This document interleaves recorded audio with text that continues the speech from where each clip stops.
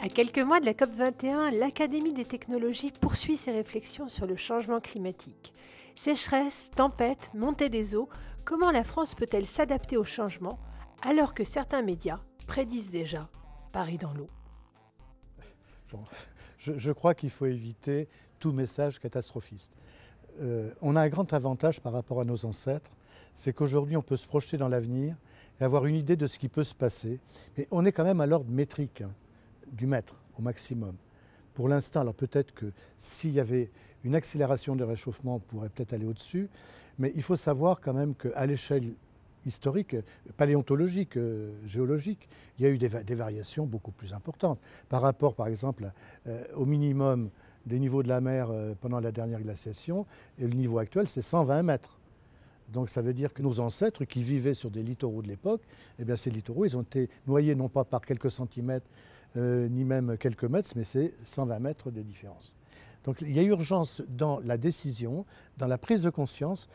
Au fur et à mesure qu'on va reculer les décisions, reculer la mise en place des dispositifs technologiques, eh bien ce sera de plus en plus grave.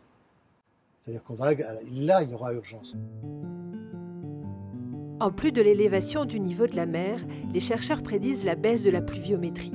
Ces prévisions sont le résultat d'exercices de modélisation qui permettent aux scientifiques de recommander des mesures concrètes pour s'adapter au futur.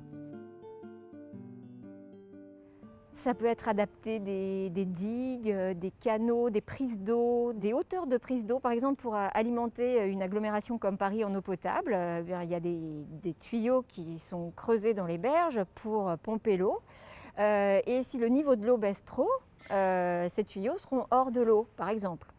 Bon, je ne sais pas si on en arrivera là, mais il est important que les gestionnaires de l'eau qui sont impliqués à différents niveaux aient conscience que les ressources en eau vont baisser pour répondre à la donne du futur.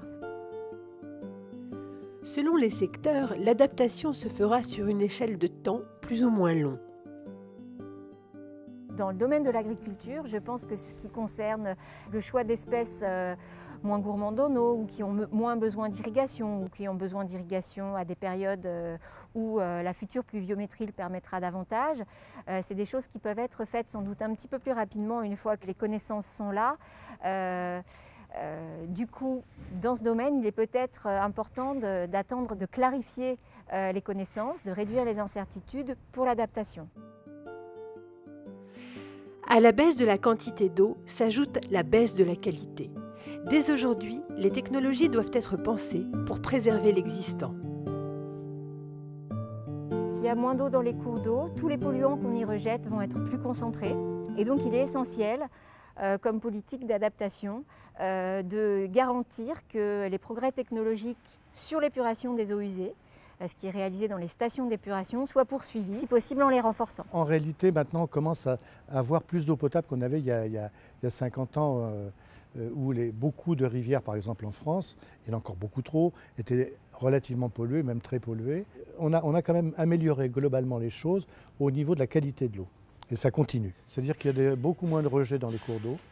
Et quand elles restaient polluantes, on a mis des stations d'épuration. Aménagement du territoire, définition des priorités, l'adaptation au changement dépend donc de décisions politiques longues, déterminantes pour les générations à venir. Et Jacques Weber m'avait dit un jour, tu sais, la PAC, la politique agricole commune, a beaucoup plus d'influence sur l'ensemble du territoire français que le changement climatique.